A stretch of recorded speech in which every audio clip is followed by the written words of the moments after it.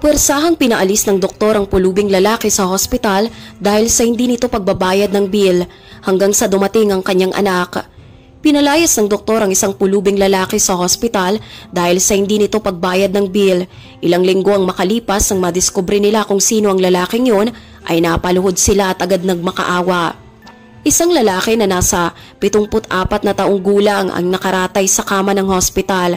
Napapaligiran ng ingay ng monitoring machines at ilang pag-uusap sa corridors. Na-admit siya sa St. Vincent's Hospital, isang hospital na kilala sa cardiac insufficiency treatment. At ang lalaki ay may isang linggo na rin doon na nananatili. Dahilan para ang bill sa hospital ay lumaki ng lumaki na masyado nang pinag-alala ng hospital.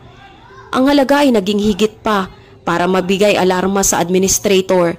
3 sa mga doktor na sina Dr. Jonathan, Dr. Sarah at Dr. Peter na una nang naging involved sa kaso ng matandang lalaki ay nagkaroon ng konbersasyon sa loob ng kwarto nito. Taglay ang kanilang pagkaseryoso at malalamig na ekspresyon. Mr. Emil, pasensya na pero ang panahon niyo po ay nauubos na. Ang sinasabi niyo pong payment na ibibigay sa amin ay hindi pa na ibabayad. Pagrereklamo ni Dr. Jonathan habang nakatingin sa kanyang medical records. Umiiwas ng direktang tingin sa pasyente na nagpapakita naman ng senyales ng pag-aalala.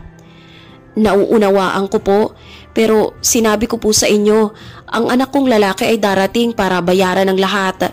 Malamang na abala lang siya ngayon pero magpupunta siya dito, ipinapangako ko yan. Si Dr. Sara naman ang sumunod na nagbigay ng pahayag. Mr. Emil, nauunawaan namin na maraming komplikadong sitwasyon ang pwedeng mangyari. Pero ang ospital pong ito ay isang negosyo rin. May iba pong mga pasyente na nangangailangan din ng treatment. Hindi naman po maganda na naiipit sa inyo ang isang kama na dapat ay hinihigaan ng isang pasyente na may kakayahang magbayad. Nakikiusap naman po ako ng kaunti pang panahon, pagmamakaawa ng matanda.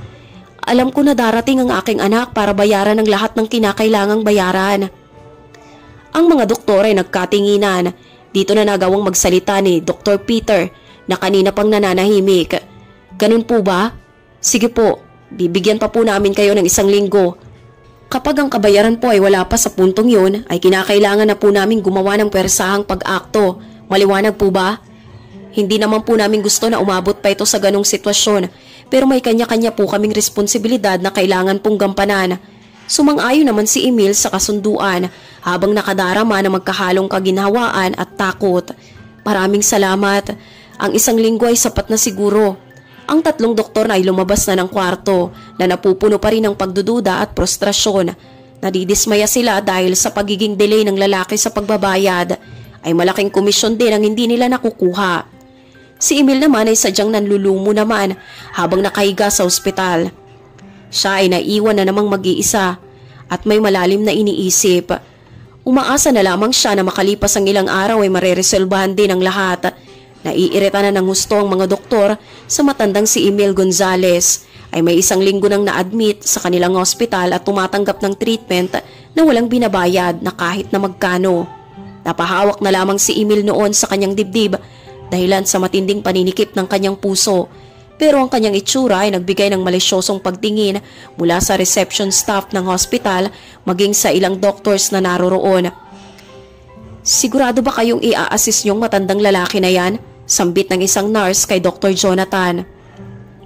Mukhang hindi naman siya yung tipikal na pasyenteng makakapagbayad sa ganitong klaseng hospital. Napatingin naman si Jonathan sa matanda. Nangunguna sa isip ang reputasyon ng ospital at ang kanilang pinag-iingatan. Komplikado pero hindi naman natin pwedeng pabayaan ang matanda. Isipin mo na lang kapag kumalat sa social media to at makapagdulot din ito ng hindi magandang tingin sa ating ospital. Magmumukha tayong masama. Sa ganitong paraan, natanggap si Emil ng hospital para sumalalim sa cardiac insufficient treatment at wala nang ibang sinabi kundi ang pagdating ng kanyang anak na siyang magbabayad daw sa lahat. Ang paulit-ulit na pangangatwiran na yon ay hindi na nakayanan pa ng 3 doktor. Wala pa rin siyang naibabayad na kahit magkano sa kabila ng pag-aasikasong kanyang natatanggap. Hindi din naman nila pwedeng paalisin ng matanda sa ganong kondisyon. Sa paglipas ng mga araw, ang pananatili ni Emil ay naging financial na problema na sa ospital at nagsilbing hadlang din sa inaasahang komisyon ng mga doktor na nag-aasikaso sa kanya. Kailangan na nating mailabas ang matandang lalaki na yun dito. Hindi naman tamang ginagamit niya ang talento at serbisyo natin nang wala tayong napapala. Hindi na makatwiran to. Tayo ang nawawala ng pera ng dahil sa kanya, sambit ni Dr. Peter sa isang pribadong meeting kasama ang 2 pang doktor na matanda. Wala na siya sa kanyang sarili. Mukha namang wala siyang pera at pinapaikot niya lang tayo. Sa puntong yun ay nagkaroon na si Dr. Jonathan ng isang idea na magsagawa ng isang research may kinalaman kay Emil. Alam niyo, kikilalanin ko ang pagkatao ng matandang yun. Alam kong may bagay na mali sa sinasabi niya. Paano ang isang mayamang anak ay hindi dadalaw sa kanyang ama na 1 linggo nang nasa hospital? Nagsimula na siyang mag-type sa kanyang tablet, pinipilit kumuha ng detalye may kinalaman sa pangalang Emil Gonzalez. Matapos naman ang ilang minutong pag-uusisa sa mga public records sa social networks, ay nakakalap si Dr. Jonathan ng impormasyong kanyang kailangan. Napag-alaman ni Dr. Jonathan na si Emil ay hindi pa ikinasal at wala ding anak. Ang matandang yun, nagsisinungaling siya sa atin. Pagsasalita ng doktor, taglay ang labis na pagkagalit. Ang 3 doktor ay nagkatinginan. Iniisip na kinakailangan nila itong gawin. Kailangan na nating ayusin ito agad-agad. Makikita niya. Ang 3 doktor ay pumasok sa kwarto ng batandang lalaki. Taglay ang malalamig nilang ekspresyon at pagkainis. Ang matanda naman ay nagawa pa rin silang salubungin ng may pagkainosenteng ngiti. Sinubukan niyang batiin sila pero nagawa niya siyang pangunahan ni Jonathan sa pagsasalitang, "May 1 araw ka na lang para mabayaran ang lahat ng treatments na ginawa sa'yo. Dahil kung hindi ay tatawag na kami ng mga otoridad para i-report na isa kang manloloko." Seryosong pahayag ni Dr. Jonathan habang nakatingin sa kaawa-awang matanda. Namutla ng bigla si Emil, agad nakadama ng magkahalong pagkalito at takot. "Diba sinabi ko sa inyo may anak akong darating at siya ang magbabayad ng lahat? Nangangako ako." Sa kabila ng pagpapaliwanag ni Emil, ang 3 doktor ay agad na lamang lumabas ng kwarto. Taglay ang iisang desisyon na hindi na magbabago pa. Naiwan na naman si Emil na nag-iisa, dala ang labis na pangamba at pagkabagabag sa kanyang dibdib. Kinabukasan nang wala pa ding ginagawa ang matanda para makapagbayad ay umabot na sa limitasyon ng 3 doktor. Agad na nilang inatasan ng hospital guards na pasukin si Emil sa kanyang kwarto at pwersahan ng palabasin ng hospital. Nagawang hawakan ng gwardya ang walang kalaban-laban na matanda nang hindi man lang naaawa sa kalagayan nito. "Nagmamakaawa ako. Bakit niyo ba ito ginagawa sa akin? Nakikiusap ako sa inyo mga doktor ko. Huwag niyo naman hayaan na mangyari sa akin to." Pagmamakaawa ng matanda na nagawa na ring mapaluha. Wala namang naging reaksyon ng 3 doktor sa nagaganap na eksena. Sa halip ay inatasan pa nila ang mga gwardya na magpatuloy lamang. Pwersahang dinala ng mga gwardya ang kaawa-awang matanda mula sa kanyang kwarto hanggang sa papalabas na pintuan ng hospital. Ang mga medical staff at iba pang pasyente ay nakasaksi sa pangyayari. Nagkaroon ng magkahalong reaksyon. May ilan namang nagsasabing sobra naman ang kanilang ginagawa, habang ang iba naman ay sumasang-ayon sa ginagawa ng hospital na kinilalang establishmento para sa mga taong may kaya sa buhay at ang patakaran ay kailangang masunod anuman ang mangyari. Ang automatic doors ay nagbukas na at ang matanda ay tuluyan ng napalabas ng hospital. Medyo nagdidilim pa ang kalangitan. Indikasyon na uulan pa ng mga oras na yon. Ang matanda ay walang mapuntahan, walang masisilungan. Wala tayong magagawa. Hospital to, hindi charity. Salita ni Dr. Peter habang minamasdan ng matanda sa labas. "Tama lang yan sa kanya, hindi natin kailangan ng sinungaling dito." Dagdag pa ni Dr. Sara. Si Jonathan naman ay wala ding naging imik pa. Nangyari na ang dapat mangyari. Ang pagpapaalis na ginawa kay Emil ng kanyang mga doktor ay nagpapakita na rin ng kanilang hindi pagiging makatao. Ang ulan na nagsimula pang sa pag-ambon ay lumakas na rin, lumakas ng tuluyan. 1 linggo ang makalipas matapos ang nangyari na pagpapalabas sa matandang lalaki ay nagsimula ng makaranas ang St. Vincent's Hospital ng sunod-sunod na kalamidad na labis na nilang ikinataka. Una dito ang tawag ng kanilang natanggap mula sa supply management na nagsasabing puputulin na nila ang transaksyon ng antibiotics sa St. Vincent's na sadyang kinakailangan para sa treatment ng mga impeksyon. Imposible naman ata yan, sambit ng administration manager na sadyang hindi makapaniwala. Agad niyang sinuri ang spreadsheets sa computer kung saan nakasaad ang maayos nilang transaksyon at magandang kontrata in terms of service. Ilang oras pang makalipas ay nakatanggap sila ng isa pang tawag mula naman sa Department of Health para sabihin na hindi na nila binibigyang karapatan ng ospital na magsagawa ng anumang organ transplants, na isa pa naman sa pinakamalaking serbisyo na kanilang inaalok. Dagdag pa dito ang napepending na audit ng hospital dahil sa ilang financial na problemang hindi na nila nagagawa ng paraan. Naging dahilan ito para magkaroon ng emergency meeting ang hospital, kabilang na ang lahat ng departments, mga doktor at ilang staff. Ang conference room ay napupuno ng tensyon, napupuno ng magkahalong pagkalito at galit. Maraming salamat sa pagpunta niyong lahat sa meeting na ito, pabungad na pananalita ni George, ang CEO ng ospital. Dedirekta na ako sa punto. Alam niyo naman siguro na sunod-sunod ang naging problema na dumarating sa ospital. Nais kong sabihin sa inyo na nalaman ko na kung ano ang nangyari sa ating suppliers at kung bakit tayo nalulunod ng ganito. Ang lahat ay napatingin kay George. Nasasabik na malaman ang realidad ng sitwasyon, waring binabasa ang impormasyon sa ekspresyon ng kanilang CEO bago pa man ito magsalita. Nakatanggap ako ng komunikasyon mula sa ating supplier, gayon din sa Department of Health. Sinabi nila na ang natatanging paraan lamang para maibalik sa normal ang lahat ay ang masisante si Dr. Jonathan, Dr. Peter at Dr. Sarah. Ang tatlong doktor na tinutukoy ay napatulala at sadyang hindi makapaniwala. Paano ang lahat ng kamalasang nararanasan ng ospital ay magiging konektado sa kanila sa anumang paraan? Sadya silang naguguluhan at nalilito. Hindi ito tumutukoy sa recommendation. Nag-uusap tayo may kinalaman sa contractual stipulation na ma-activate ngayon dahil nabigo tayo sa pinangahawakan nating ethical at patient care standard. Ang ugat ng sitwasyong ito ay may kinalaman kay Mr. Emil Gonzalez. Dito na natigilan ng tatlong doktor at agad na silang naging sentro ng lahat. Nagkaroon ng masasamang dulot ang kanilang ginawa, higit pa sa kanilang inaasahan. Hindi lamang sa isang pasyente na kanilang nabigo, kundi maging ang ospital at buong komunidad na kanilang pinagsisilbihan. Ang balita ay sadyang nakakagulat. Nagawa ng tapusin ni George ang meeting, gayon din ang matagal nang iniingatang karir ng tatlong doktor. Kayong tatlo, bibigyan ko kayo hanggang mamaya para i-clear ang inyong desk at kunin ang inyong mga credentials. Ang HR nang magbibigay sa inyo ng ilan pang detalye na kailangan nyong malaman. Teka, anong nangyayari? Anong nagawa naming mali? Sambit ni Jonathan sa nanginginig niyang boses. Hindi nyo alam ang ginawa nyo? Persahan niyong pinalabas si Emil Gonzalez dito sa hospital. Galit na galit ang kanyang anak at agad nagdemand na ipasisante kayong tatlo. Dahil kung hindi ay gagamitin niya ang lahat ng kanyang impluwensya para mapabagsak at maipasara itong hospital. Ang katawan ng tatlong doktor ay nanginig ng bigla. Totoo palang sinabi niya na meron siyang anak. Mahinang sambit ni Dr. Sarah. Sino bang matandang yun?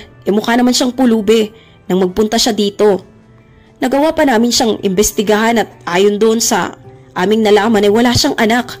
Sambit naman ni Peter na labis nang natatakot. Yan ang problema sa inyo. Si Mr. Gonzalez ay may inampong anak noon, kaya't hindi siya nag-iisa sa buhay. Siya ang nagpalaki sa bata na hindi na niya nagawang iparehistro sa kanyang apelido. Ngayon ang anak niya ay kinikilala sa pangalang Mario Burnett, ang apelido ng kanyang ina na napayapa matapos siyang maipanganak. Kung hindi nyo alam, si Mario ay lumaking mahusay na lalaking naging matagumpay at kilalang entrepreneur sa ngayon. Nagmamay-ari siya ng malalaking car business at Burnett Cars. Nanlaki ang mga mata ng doktor sa impormasyong kanilang nalaman. Matapos madinig ang pangalan ng kilalang car company sa kanilang bansa, pinaliwanag ni George na si Mr. Emil ay nalalagay sa mental retardation kung minsan nang dahil na rin sa kanyang edad. At dahil sa kinakailangang umalis ni Mario para sa isang business trip, ay nagawa niyang umupa muna ng tagapag-alaga para sa kanyang ama.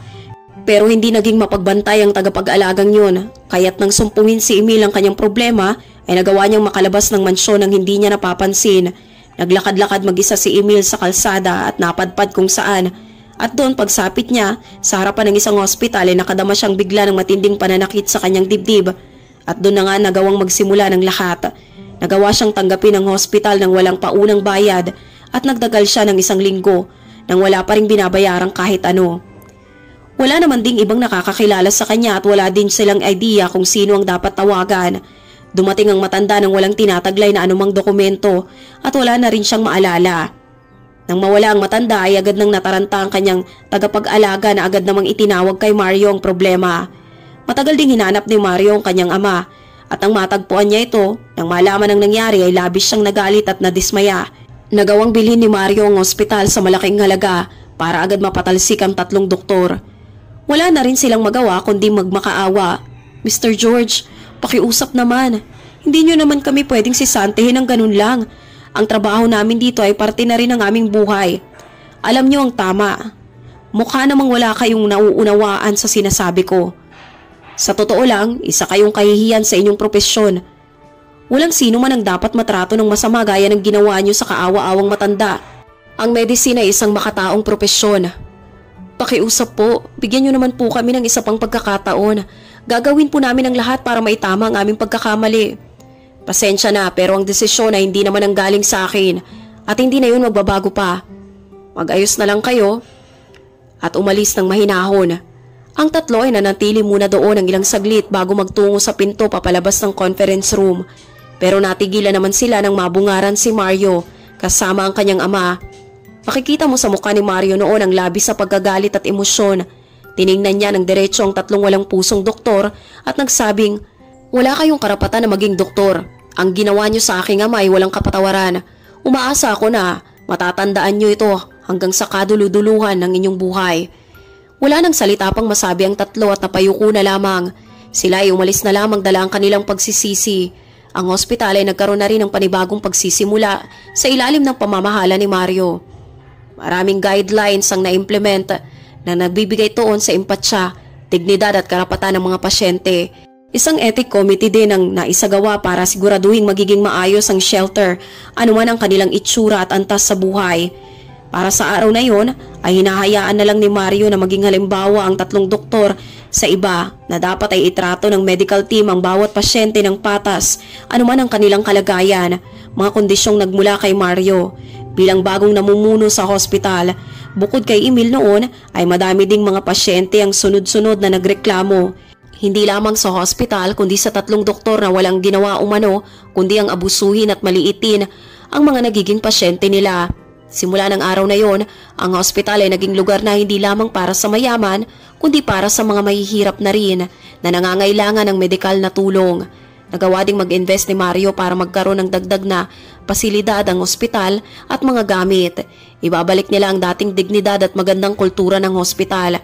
At ang nangyari kay Emil ay naging paalala na lamang sa lahat ng mga nasa medikal na propesyon na dapat ang larangan ng panggagamot ay sinasamahan mo ng apeksyon, empatsya at makataong pag-aalaga dahil ang buhay ng bawat tao ay mahalaga. Para kina Jonathan, Peter at Sarah ay wala silang magagawa kundi harapin ang kinahinatnan ng kanilang nagawa, isang parusa na habang buhay nilang hindi makakalimutan.